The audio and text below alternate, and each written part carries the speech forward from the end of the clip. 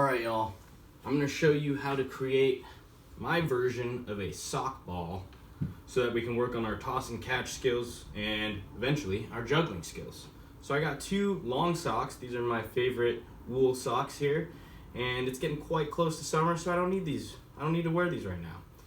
Make sure they're nice and clean, and then you're going to put one sock on top of another, and I'll show you from this angle too. One sock's on top of the other, and you're going to roll from the toe end to the open end.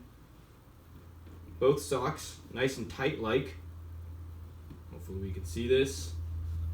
And then once we get near the end, I'll come up here and show you. So I'm all rolled up.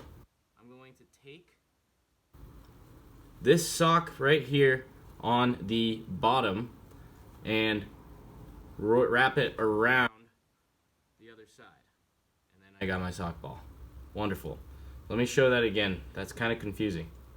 So I'm rolling it up here like so, and as I come forward, I'm bringing the bottom sock and I'm wrapping it all around